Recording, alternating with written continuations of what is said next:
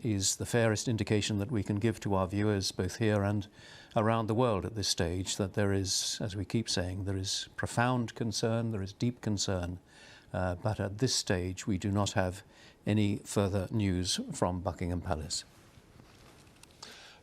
Nick, we're just looking at these images here because, of course, they are really reflecting people's deep alarm and deep concern about the fact that the Queen is extremely unwell, and of course that we are expecting the news from Balmoral that she's having treatment, or that indeed they are unable to help Her Majesty anymore.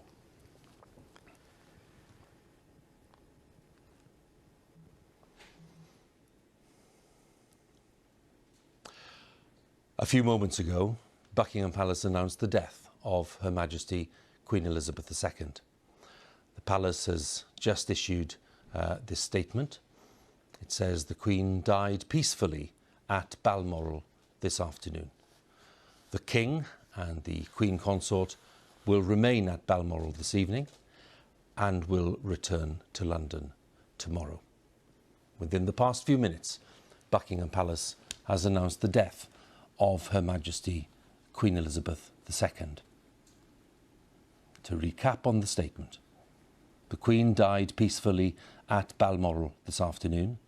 The King, that is Charles, and the Queen Consort will remain at Balmoral this evening and will return to London tomorrow. Her Majesty was 96 years old. She became Queen on the 6th of February 1952, on the death of her father, King George VI. She heard the news while staying at a game lodge in Kenya at the age of 25, and her coronation in Westminster Abbey was watched by more than 20 million people. She was married to Prince Philip for 73 years until his death in April of 2021. And Charles, their first child, was born in 1948. He now becomes the new king. In 2015, Her Majesty passed Queen Victoria to become the longest reigning monarch in British history. And in February 2022, we saw the 70th anniversary of her becoming Queen. And she made more than 250 visits to Commonwealth countries, and was head of state in Australia and Canada and New Zealand. Winston Churchill was Britain's Prime Minister when she came to the throne, and Liz Truss was her 15th Prime Minister.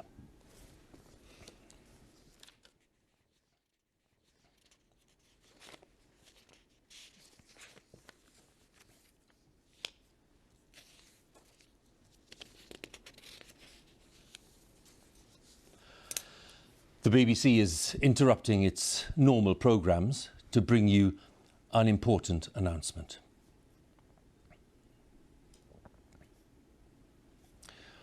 This is BBC News from London. Buckingham Palace has announced the death of Her Majesty Queen Elizabeth II. In a statement, the Palace said the Queen died peacefully at Balmoral this afternoon.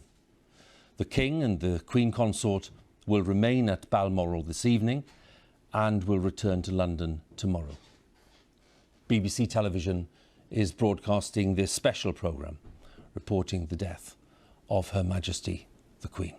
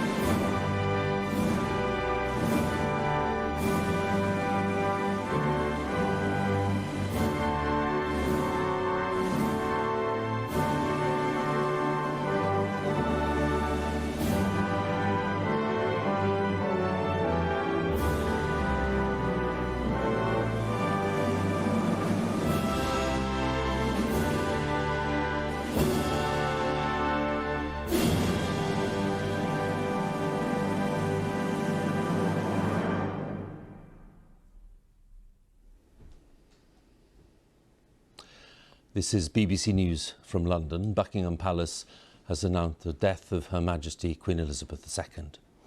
In a statement, the palace said the Queen died peacefully at Balmoral this afternoon.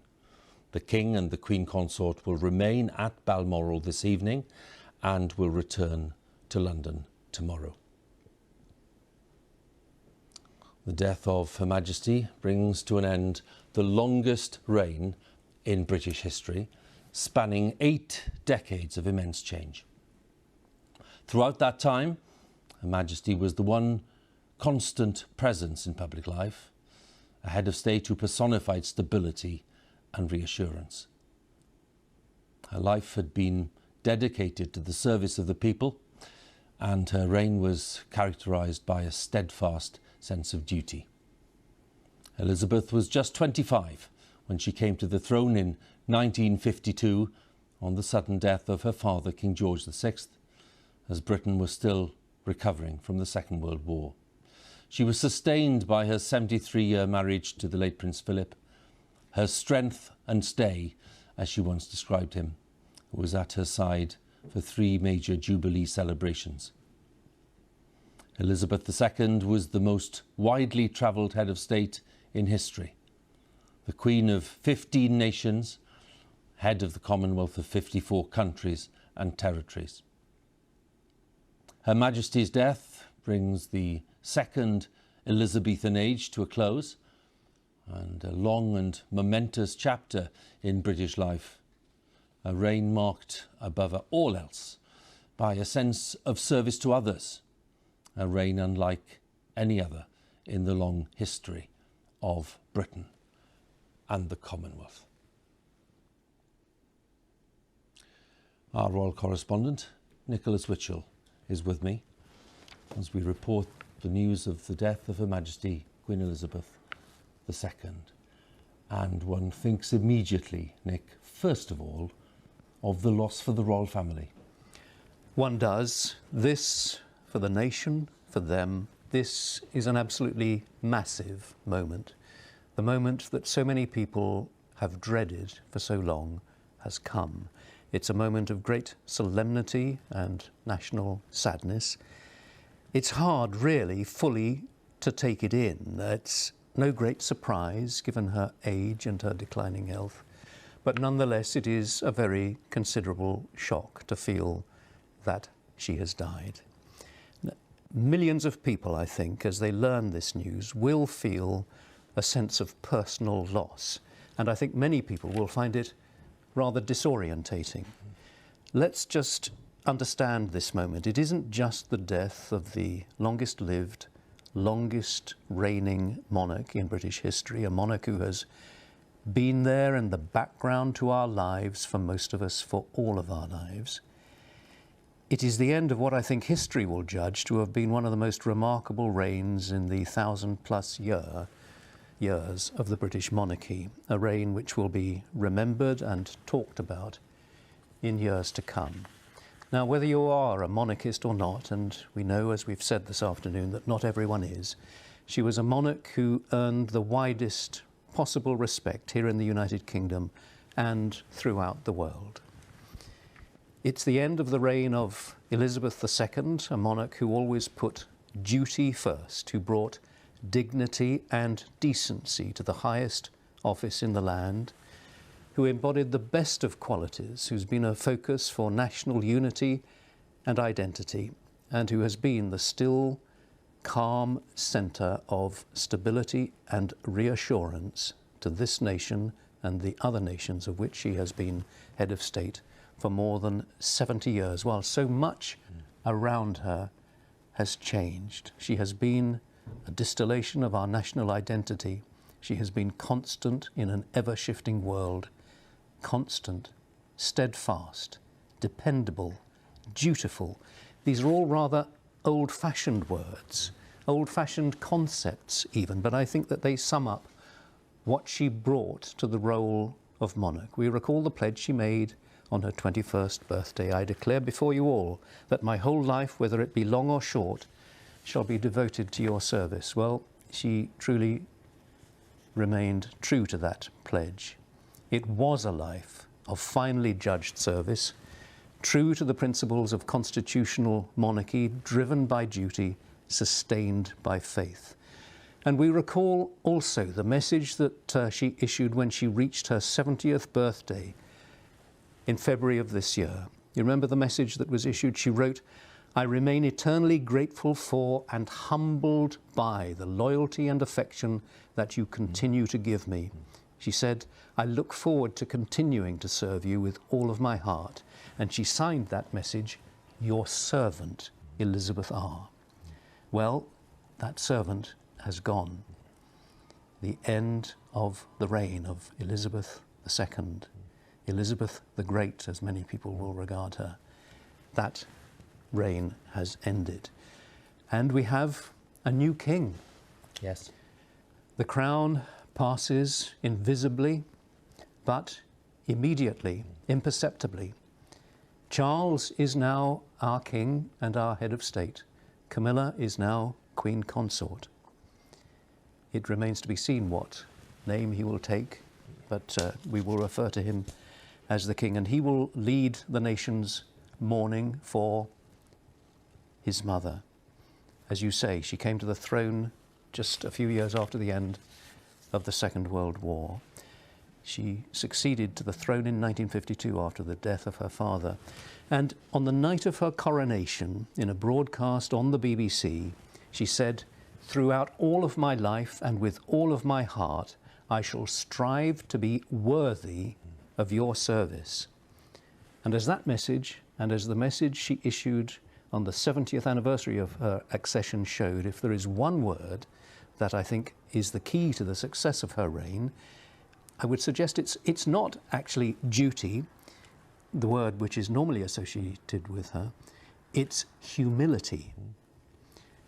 Because for all of the grandness of her position, here is the coronation, the imperial state crown being lowered onto her head by the Archbishop of Canterbury. For all the grandness of her position, it never went to her head. She had, I think, an instinctive understanding that as a hereditary monarch, she had to win the trust of the people of this country and the other countries of which she was queen. And that, I believe, is what she did. She gained it and she kept it. She kept the monarchy strong. Now, of course, there have been a few bumps along the way. It would be extraordinary if there hadn't been. Bumps which have almost without exception been caused by other members of her family. But she pursued her role with that sense of humility and by putting duty first. And she was at heart, people who knew her, it's funny to talk in the past tense now, Yes. isn't it? She was a very down-to-earth, a straightforward and unpretentious woman, rather reserved, certainly in her early years. There was none of that sort of vainglorious and overbearing behaviour that we've sometimes perhaps seen with other members of her family. For 70 years, she's been the constant, unchanging presence in the background to our lives, the head of the nation, as she's sometimes been referred to, above politics, but with a shrewd interest in and a grasp of politics and of political figures. So we now look back on, and there will be so many tributes now, as people take this in, as they come to terms with their own emotions. And I'm quite sure there will be many people who are very emotional at this moment, as they learn of this news, the death of the Queen. But this nation and so many other nations will now pay tribute to this long life of service which has now ended. Symbolised everywhere, Nick. The flags are being lowered, and the rainbow along with the lowered flag at Windsor, the favourite home of the Queen. So many years. Flags lowered already at Buckingham Palace. And so many elements, Nick, of your appreciation and tribute will be echoed by political leaders at Downing Street. We're expecting Liz Truss to say something fairly soon. The Prime Minister will offer her own sympathy to the royal family, and she will, of course, have her own words of appreciation for the long service of Her Majesty. And there'll be other political leaders too wanting to pay tribute to a lifetime of service, a lifetime of humble commitment to duty, as Nick was saying, and of taking the role as seriously as it's possible to take it. Very much in line with the teaching that her father had shared with her all those years ago in Buckingham Palace. King George VI, very proud of his 2 daughters, and took a long time to offer the experience and learning to his elder daughter Elizabeth. And there you have, at the railings of Buckingham Palace, they are, in line with tradition, posting the formal notice. And that notice will say that Her Majesty Queen Elizabeth II has died peacefully today at Balmoral in Scotland, at the age of 96, the longest reigning monarch in British history.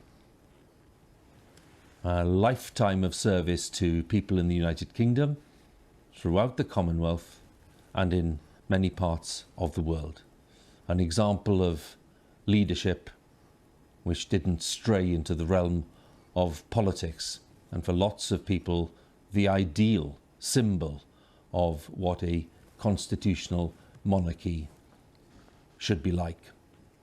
Well, now the world has been told, and the official notice has been posted as the palace staff make their way back into what was the Queen's home.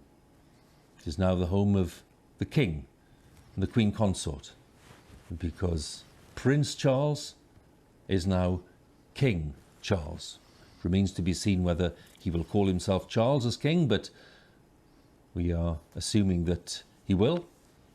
And this now is the home of the new monarch, the King, and his consort, the Queen Consort. Crowds still gathering at Buckingham Palace because the news has travelled very rapidly here and at Windsor and at all the other royal residences. But of course people will be following these events closely on their televisions and their mobile devices and all kinds of different means of spreading the news and social media as people come to terms with what's happened. And as Nick was saying memorably a few moments ago, it's a seismic event. It's the longest reigning monarch in British history who's left us at the age of 96, and it's not a surprise when someone of that age suffers ill health and eventually passes away. But what is left, of course, is the reflection on what was achieved and the kind of life that was led, and the sense of duty and the sense of loyalty, and, as Nick was saying, the sense of humility, which seems rather bizarre to say for a monarch, but someone who had a sense of service to others.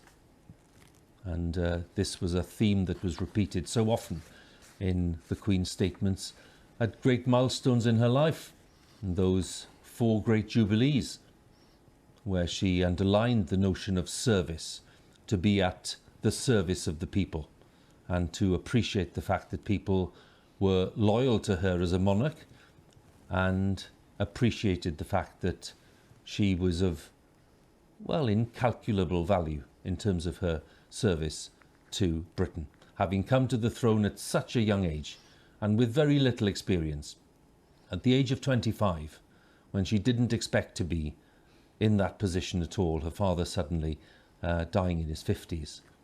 A terrible blow, and then a huge burden for the young Queen to be bearing. But she did so, and with a strong sense of what the monarchy was meant to be, the sense that her father had shared with her. And as we said earlier, for those considering the nature of the reign, the longest reign in British history, it was in many senses a continuation of the reign of George VI. The crowds at the palace will have seen this formal announcement. The Queen died peacefully at Balmoral this afternoon. The King and Queen Consort will be staying at Balmoral tonight and will be returning to London tomorrow. And that is the formal announcement to the world in the traditional way, the printed statement being fixed to the railings of Buckingham Palace. And that, when we see that, Nick, that is the chapter completed. And the vehicles there outside Buckingham Palace are stopping. The word will be reaching people. People will be very shocked, I think, by this. I think it is very hard to take it in. But there is, as you say, the news. The Queen died peacefully at Balmoral this afternoon, so presumably she must have died before the members of her family arrived at Balmoral, but they will have known, as they drove in through the gates, they will have known that the Queen, their mother or their grandmother, had died. It doesn't make any reference as to whether the King was at her bedside, but we do know that Charles and Camilla had travelled across to Balmoral Castle, so one presumes that they will have been there at the end. And the Princess Royal as well, one must assume, though they have not said that. And of course there will be many arrangements, but before the arrangements there will be all the tributes. And those will be on a scale that we have really not seen before. No. They've started, Nick, already, as you can imagine. President Biden, the White House, he and his wife saying our hearts and thoughts go to the Queen's family and the British people, of course, coming from our strongest ally. So you'd expect the statement to be warm and sincere, as it is. But as you say, Nick, it'll be just the start of countless tributes from world leaders, religious leaders, and of course, I think it's right to say this, from millions of people, from ordinary people who will want to be sharing their sense of loss. Yes, yes, and that sense of loss will be deep and it will be widespread. As we've both been saying, people will feel a personal loss, that a person who they in some way knew or felt they knew has gone, who was always there, who was this reassuring presence, this embodiment of stability and continuity, and who personified the unity of the United Kingdom. It is, as I think you used the word, it is a seismic event in terms of the United Kingdom. And of course it, I think, will rather add to that sense of flux that we have at the moment. Yes. Of political change with a new Prime Minister, of economic crisis with all the energy costs, gosh, who's giving a thought to that huge statement that the new Prime Minister made in the House of Commons today about that. There is war in Europe.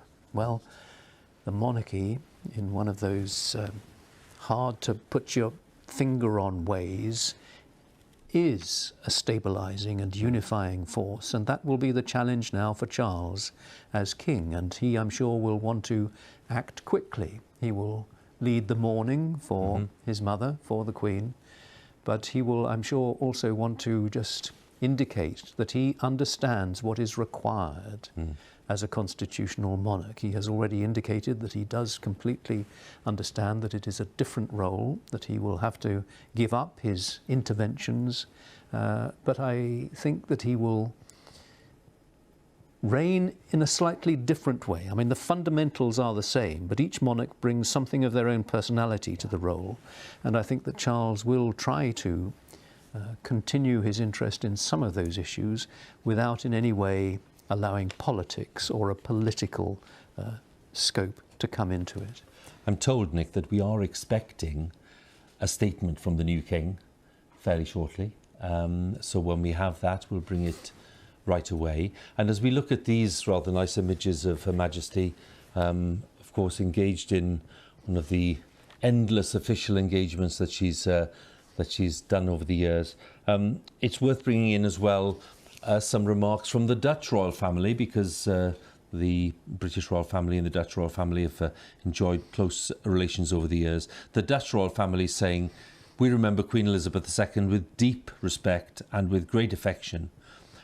Steadfast and wise, she dedicated her long life to serving the British people. We feel a strong bond.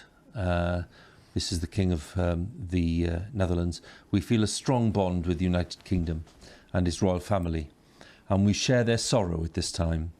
And we're very grateful for our country's close friendship, to which Queen Elizabeth made such an unforgettable contribution. King Willem-Alexander and Queen Maxima and Princess Beatrix of the Netherlands offering their tributes. Just worth underlining the scale and the importance and the impact of what we are reporting today. It is a huge milestone in the history of the United Kingdom. The fact that the Queen, who was crowned back in 1953, has died peacefully at Balmoral in Scotland this afternoon.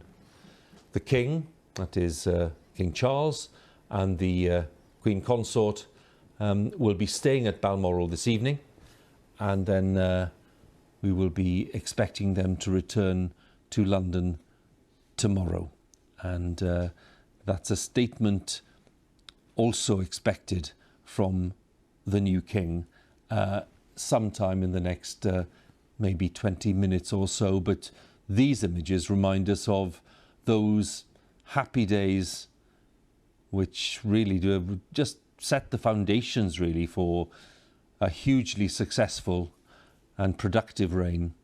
Coronation Day back in 1953, Queen Elizabeth, the Queen Mother, just on the right hand side there, the Duke of Edinburgh just behind her. But the Queen, the young Queen, became Queen at the age of 25, acknowledging the huge crowd that had gathered on Coronation Day back in 1953, where we're looking at the woman who would become the longest reigning monarch in the history of the United Kingdom. And here we are in 2022 reporting on the Queen's death at the age of 96. Buckingham Palace formally making that announcement a short while ago, saying that the Queen, whose health was the matter of a bulletin earlier today, with doctors expressing their concern, Queen died peacefully at Balmoral during the course of this evening. We don't have a precise time, but we do know that several members of the royal family were at Balmoral, and they were no doubt in a meeting with the doctors and the experts when they got there. And indeed the news came fairly soon after their arrival that Her Majesty had indeed passed away at the age of 96. Earlier today, they were saying that she was being kept comfortable in Balmoral. There was no sign of any move to hospital, no sign of any further intervention by doctors in a different kind of facility. All the care was being done at Balmoral itself. And indeed, a few hours later came the very sad news, which will affect many millions of people, that Her Majesty Queen Elizabeth II has died at the age of 96, having lost her husband, Prince Philip, back in 2021. And on the Queen's death, we now have a new king.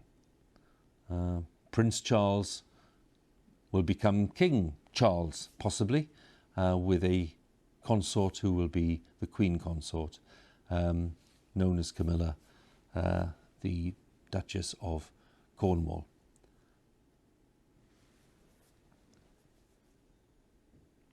Buckingham Palace has announced the death of Queen Elizabeth II, the longest serving monarch in the history of the United Kingdom, and the commanding presence in British public life for more than 8 decades.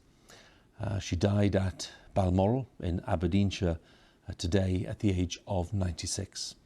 The Queen's eldest son, Charles, at the age of 73, has become king. And within the past few minutes, Buckingham Palace released this formal statement. The Queen died peacefully at Balmoral this afternoon. The King and the Queen Consort will remain at Balmoral this evening and will return to London tomorrow. We are expecting a statement from the new King fairly shortly. We're also expecting a statement from the new Prime Minister, Liz Truss, who visited the Queen in Balmoral just a couple of days ago and was able to accept the invitation to form a government in that audience, where the Queen was seen to be smiling broadly and looked very focused on the task at hand, albeit looking rather frail. Well, that was 2 days ago, and yesterday came the news that she was unable to fulfil an appointment with the Privy Council. That's the senior ministers in the new government of Liz Truss. It was to be an online meeting, but nonetheless, the Queen was judged to be too tired and she needed to rest. She wasn't well, and her doctor suggested last evening that that meeting should not be held, and she was resting last night. And by this morning, indeed, late morning, the Queen's doctors were clearly very concerned and that the Queen's condition had deteriorated fairly rapidly. And then by lunchtime, we had the statement that her health was causing particular concern. And then we saw the members of the family arriving at Balmoral. And shortly after that, within the past half hour or so, came the formal statement that Her Majesty Queen Elizabeth II has died at the age of 96. We have statements from lots of world leaders. We'll come to them in a second. The President of the Irish Republic, for example, Michael D. Higgins. The Queen visited the Irish Republic back in 2011. She was the first British monarch to visit the Irish Republic. It was a hugely successful meeting. I've got a very warm welcome there. Her Majesty, says President Higgins, served the British people with exceptional dignity. Her personal commitment to her role and extraordinary sense of duty were the hallmarks of her period as Queen, which will hold a unique place in British history. There aren't many who will disagree with that. That's President Michael Higgins of the Republic of Ireland. The Archbishop of Canterbury, Justin Welby, has just issued this statement, which of course will be welcomed by Charles as the new King as well. He says, "May Her late Majesty Queen Elizabeth II rest in peace and rise in glory." Justin Welby, the Archbishop of Canterbury. As she had done before, she reminded us of a deep truth about ourselves, says the Archbishop. We are a people of hope who care for one another. A very warm tribute and a sincere tribute from the Archbishop himself. I think we can bring a little more from the Archbishop, and it's a very eloquent tribute, as you'd imagine, from Justin Welby. "It's with profound sadness," says the Archbishop, "that I join the nation, the Commonwealth and the world in mourning the death of Her late Majesty the Queen. My prayers are with the King and with the royal family. May God draw near them and comfort them in the days and weeks and months ahead." The Archbishop goes on, "As we grieve together, we know that in losing our beloved Queen, we have lost the person whose steadfast loyalty, service and humility has helped us make sense of who we are through decades of extraordinary change in our world, our nation and society. And as deep as our grief runs, even deeper is our gratitude for Her late Majesty's extraordinary dedication to the United Kingdom, her realms and the Commonwealth. Through times of war and hardship, says the Archbishop, through seasons of upheaval and change, and through moments of joy and celebration, we have sustained by Her late Majesty's faith in what and who we are called to be." The Archbishop of Canterbury, Justin Welby, with that moving statement. We also have a statement from the King, from Charles, who became king on the death of his mother. And Charles says this: "We mourn profoundly the passing of a cherished sovereign and a much-loved mother. I know her loss will be deeply felt throughout the country, the realms and the Commonwealth, and by countless people around the world." The tribute there by the new king, by Charles, who became king immediately on his mother's death. So the tone, as one would expect, is loving, it's warm, it's respectful, and it just underlines the affection in which the Queen was held. We are expecting the Prime Minister in just a moment, Nick, but that statement was moving, wasn't it? It was, yes. My beloved mother, a moment of the greatest sadness for me and all the members of my family. Interesting that it's not signed as King Charles. There's no name on it.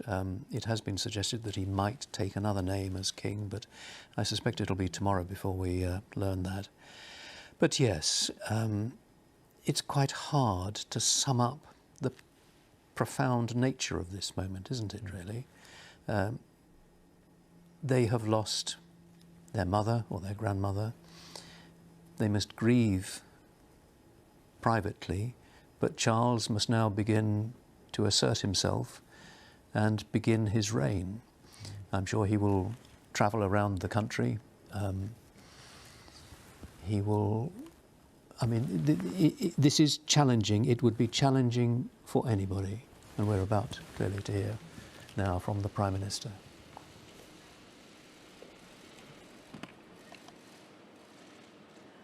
We are all devastated by the news that we have just heard from Balmoral.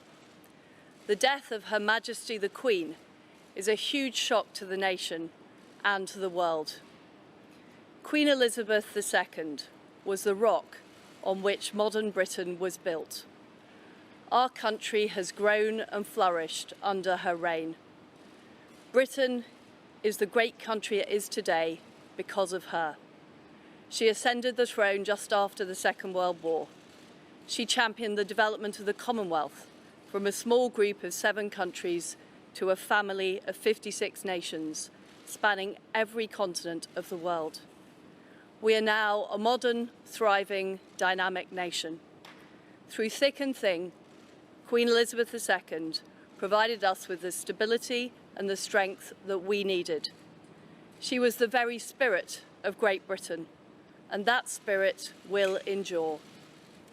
She has been our longest ever reigning monarch. It's an extraordinary achievement to have presided with such dignity and grace for 70 years.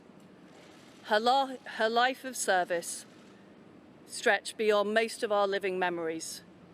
In return, she was loved and admired by the people in the United Kingdom and all around the world. She has been a personal inspiration to me and to many Britons.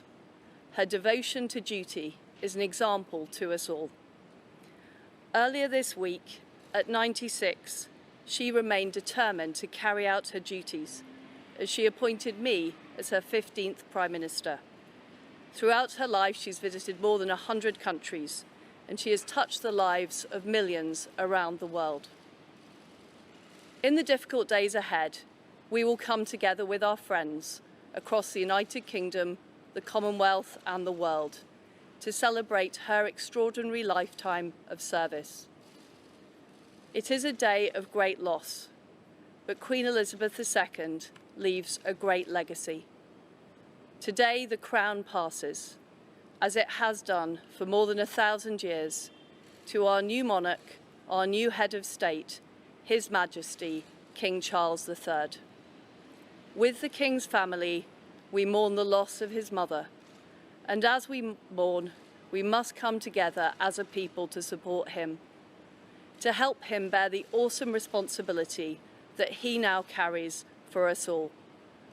We offer him our loyalty and devotion, just as his mother devoted so much to so many for so long.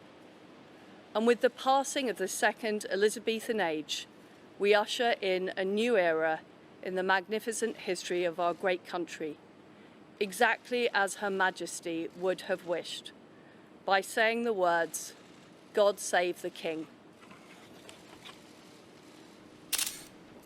The Prime Minister, Liz Truss, who was installed at Downing Street just a couple of days ago, having met the Queen in that audience, really presenting her own tribute with some personal elements in that, but also revealing something which we were hoping to hear either from the Prime Minister or from the Palace, which is that Charles will be known as King Charles III, Nick, and that is at least confirming the title that he has adopted. Yep, that answers that question. And of course, for him, for Charles, there will be conflicting emotions at this moment. Yeah. There is the great sadness that he refers to in his statement of the loss of his mother. But at the same time, this is the moment when he finally achieves his destiny. He is the oldest and longest serving heir apparent in British history. He will be the oldest person to become king in British history. Previously, the oldest person was William IV, who became king in 1830, aged 64. Well, Charles is 73. And he will know that this is a challenge for anybody to step into the position so successfully occupied for so many years by Elizabeth II. And he has had a long time to think about this. He's never spoken about it publicly because that really would not be appropriate. The only clue he has given is that he fully understands that the role of monarch is different to that of Prince of Wales. So he has assured people that he will not meddle, which is the one great concern that people have had about him. It was the one area in which, one area among many, that the Queen, Elizabeth, was so successful. She understood the limits, what a monarch needed to do, how far a monarch could go. And Charles, one can be confident, also must understand that. So he will reign in his own way, but within the constraints of the constitutional monarchy. So he understands that, though he may, I think, attempt to be a little bit more proactive than the Queen has been throughout, or the Queen was throughout her reign. He, I think, will attempt to use the convening powers. But that, again, that is really all for the future. He will, I think, travel around the country.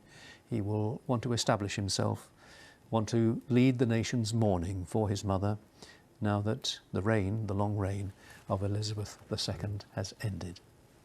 I just want to share again the statement made by the new king. This is the statement by King Charles III, and he says, the death of my beloved mother, Her Majesty the Queen, is a moment of the greatest sadness for me and all members of my family. And Charles goes on, we mourn profoundly the passing of a cherished sovereign and a much-loved mother. I know her loss will be deeply felt throughout the country and the realms and the Commonwealth, and by countless people around the world. And during this period of mourning and change, my family and I will be comforted and sustained by our knowledge of the respect and deep affection in which the Queen was so widely held. A statement by the former Prince of Wales, now King Charles III, because the Prime Minister has confirmed that the Queen, now having died at the age of 96, has been succeeded by Charles and will be known as King Charles III and the Queen consort, of course, Camilla.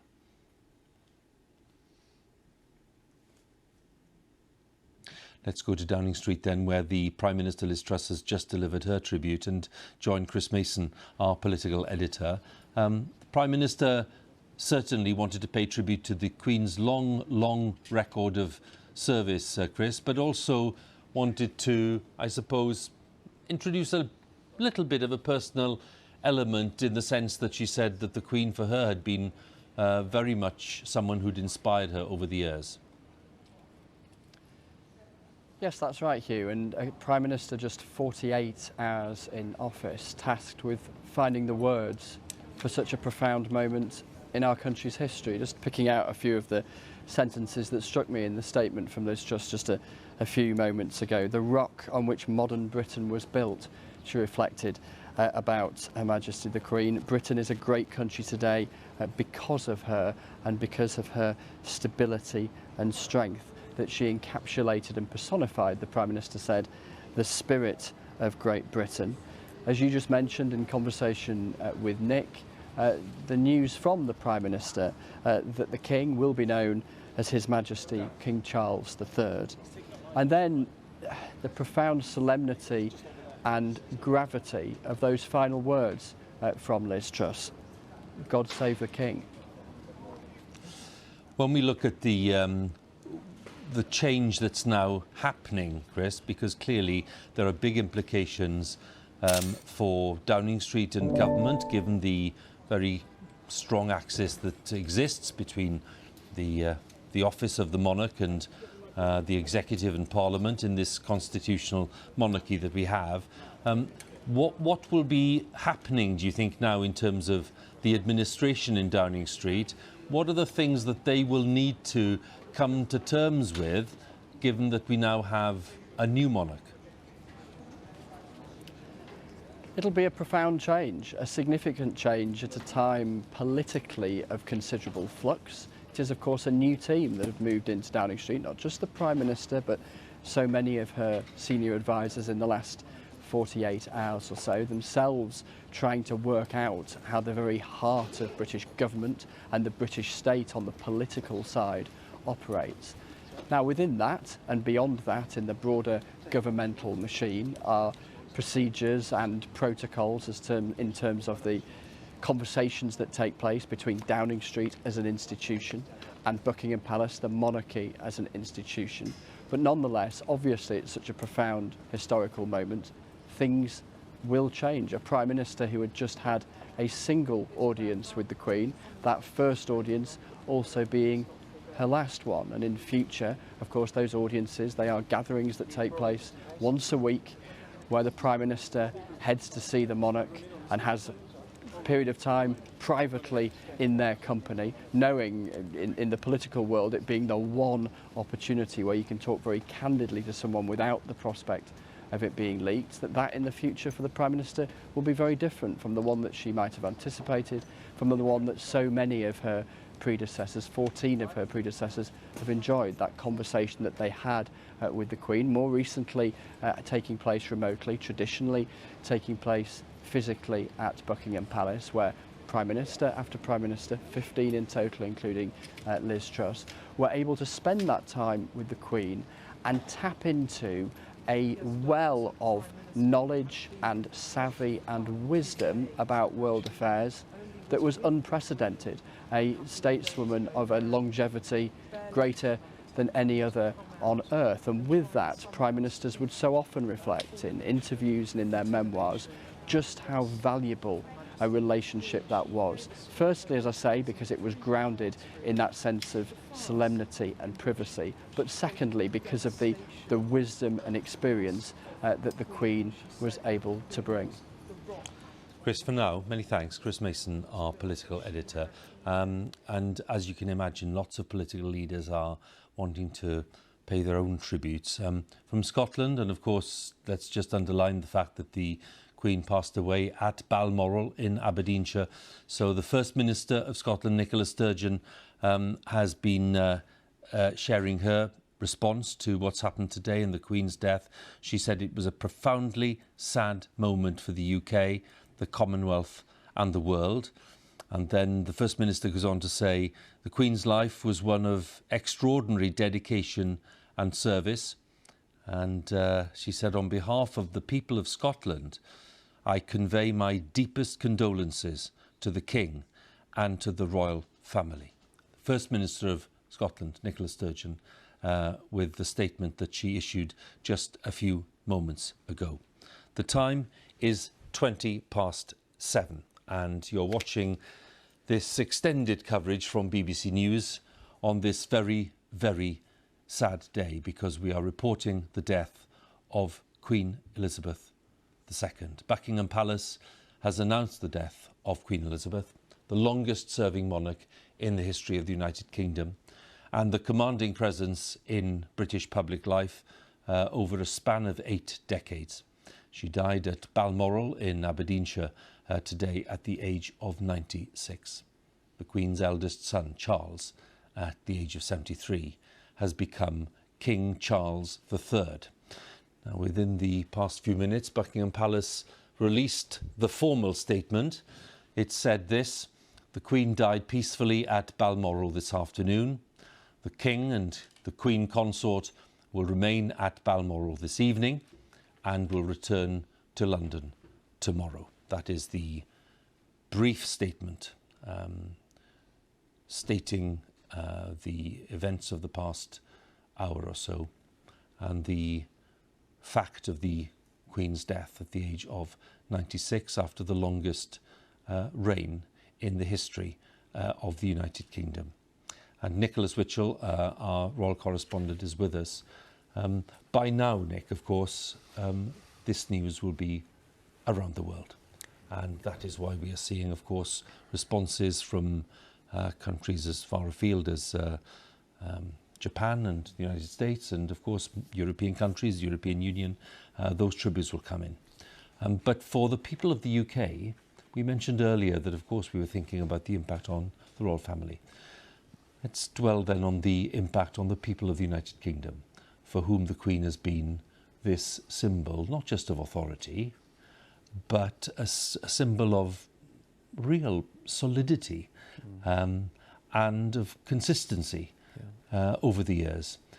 Taking that symbol away, albeit with a new monarch, King Charles III, who's a very familiar figure, but taking that symbol away will have an effect on people's lives, even those who are not dedicated monarchists.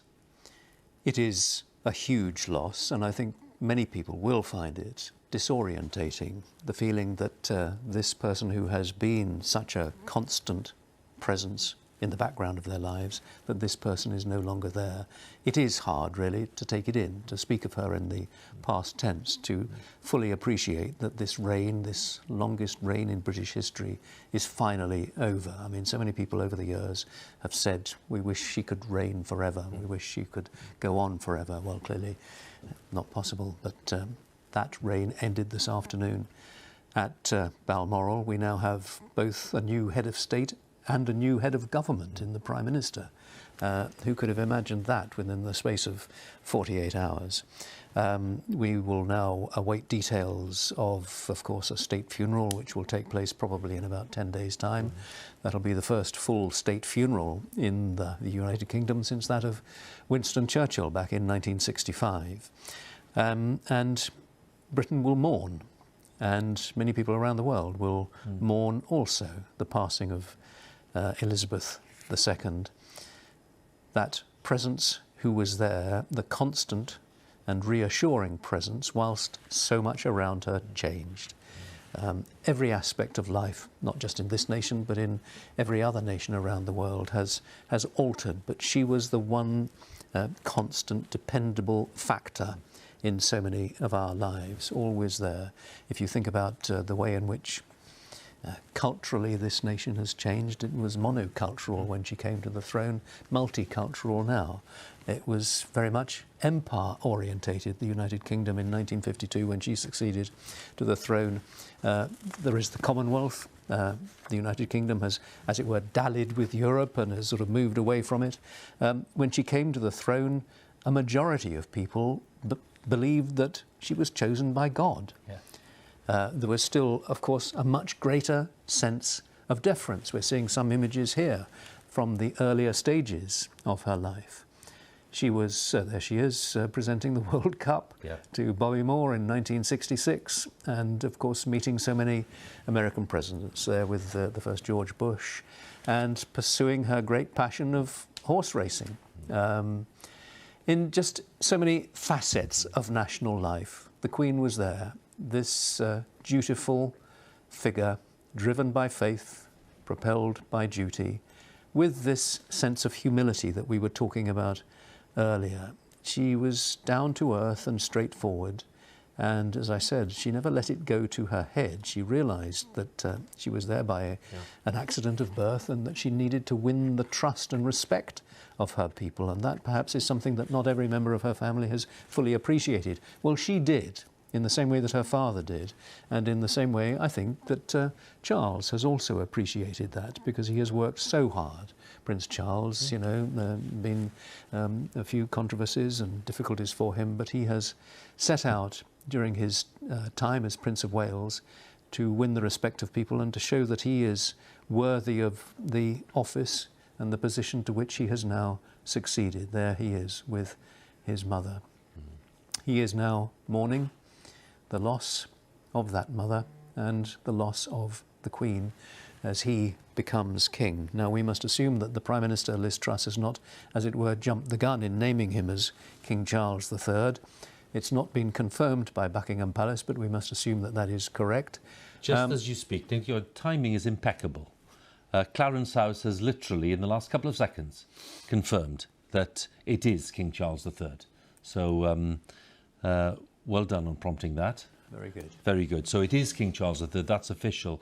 And I'm just going to interrupt a second, Nick, if I may, because Boris Johnson, who of course was Prime Minister until just a few days ago, has issued this statement. It's fairly lengthy, but I'm going to just read through it because well, you'll understand why. This is our country's saddest day, says Boris Johnson. In the hearts of every one of us, there is an ache at the passing of our Queen, a deep and personal sense of loss, far more intense perhaps than we expected. In these first moments since the news, I know that millions and millions of people have been pausing whatever they've been doing to think about Queen Elizabeth and about the bright and shining light that has finally gone out. These are the words of Boris Johnson. She seemed so timeless, he says, and so wonderful that I'm afraid we've come to believe, like children, that she would just go on and on. And Mr. Johnson says, wave after wave of grief is rolling across the world, from Balmoral, where our thoughts are with all the royal family, and breaking far beyond this country and throughout the great Commonwealth of Nations that she so cherished, and which cherished her in return. As is so natural with human beings, it is only when we face the reality of our loss that we truly understand what has gone. And it is only really now that we grasp how much she meant for us, how much she did for us, how much she loved us. Boris Johnson continues, as we think of the void that she leaves, we understand the vital role that she played, selflessly and calmly embodying the continuity and unity of our country. We think of her deep vision, her wisdom, her historic understanding, her seemingly inexhaustible but understated sense of duty. Relentless though her diary must have felt, she never once let it show.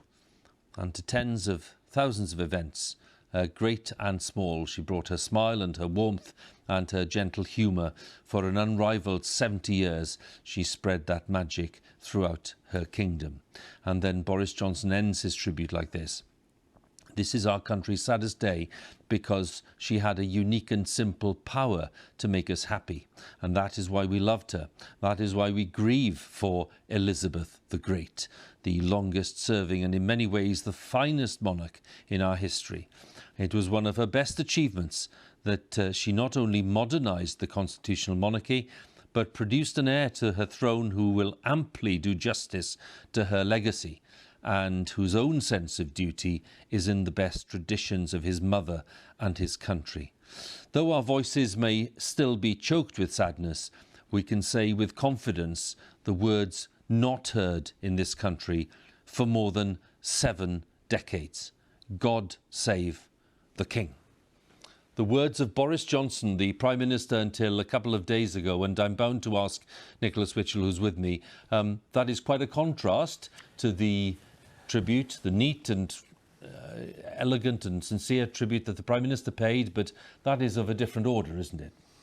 There is real feeling, isn't there? There is resonance in the words from Boris Johnson. He has clearly thought about that a great deal. Yes, she seemed so timeless, he says, and that I think is what a lot of us will be feeling at this moment. And as he rightly says, we've not heard those words for 70 years, God save the King. Well, we have to adjust and get used to the reality of that situation now, because that, sadly, as we mourn the passing of the Queen, we accept that the head of state is now the King. But yes, Boris Johnson, I think, capturing in those few hundred words what so many people, so many people will be feeling just right now.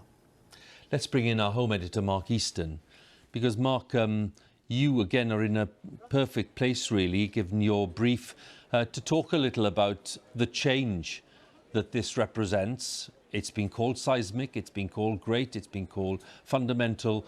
How do you read the kind of process and impact of change that the Queen's death will produce? Well, Hugh, here at Buckingham Palace, you can see the way the public is already reacting. Thousands, perhaps tens of thousands of people have already turned up. Applause breaking out. Just behind me now, people are pouring down the Mall, coming to pay their respects.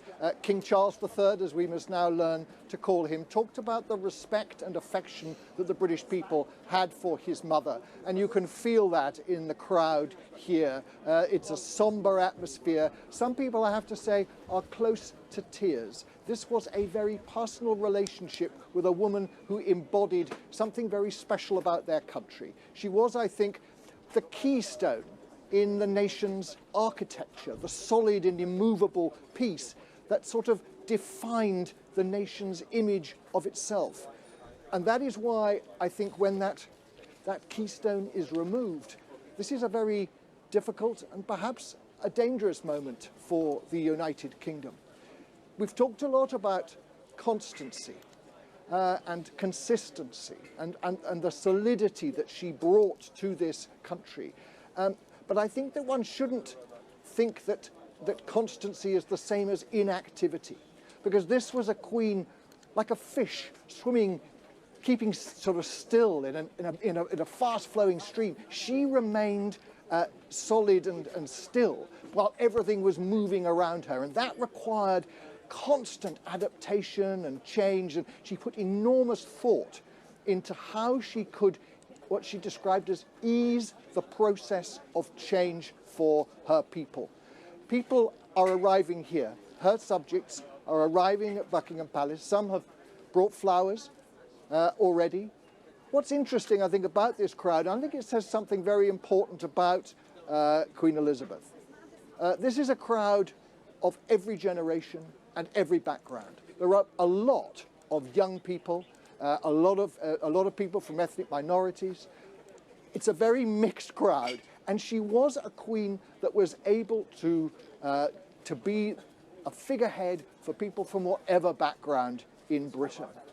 As I say, we've got tens of thousands of people here already. I think this is going to become the focal point for that national grief over the next few days. And we will remember, some of us, the extraordinary scenes here after the death of Diana.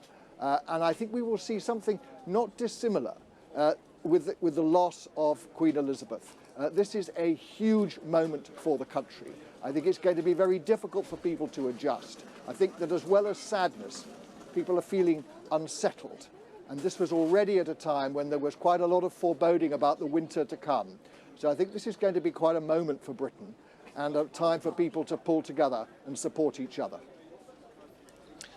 Mark, thank you so much. Mark Easton with some thoughts there on what this event, what this loss means for people across the UK and indeed beyond. And as we look at these images, I have to say there are lots of very heartfelt and eloquent tributes being paid here in the UK and around the world. The former Prime Minister Sir John Major calling the Queen selfless and wise, with a wonderful generosity of spirit. He said he was greatly saddened the news of her death. The former Prime Minister, Tony Blair. We've lost not just our monarch, but the matriarch of our nation, the figure who, more than any other, brought our country together and kept us in touch with our better nature and personified everything which makes us proud to be British. And Mr. Blair goes on, she was not only the respected and loved monarch, she was respected because of the qualities of duty and decency and integrity and fidelity which she embodied, and loved because of the love and affection that she bestowed on us. And we will mourn her and we will miss her. That was Tony Blair speaking earlier on. Lots of other tributes from around the world. President Macron, the French president. Her Majesty the Queen embodied the British nation's continuity and unity for over 70 years. And President Macron says, I remember her as a friend of France, a kind-hearted queen who's left a lasting impression on her country and her century. And then President Zelensky of Ukraine, that troubled country, sending this message. On behalf of the Ukrainian people, we extend sincere condolences to the royal family, the entire UK and the Commonwealth over this irreparable loss. Our thoughts and prayers are with you. And then we have the German president too, Herr Steinmeier, saying Queen Elizabeth was a woman who shaped a century, and Her Majesty enjoyed the highest respect in the whole world. A very concise statement, but one that conveys the fundamental truth about the life and the times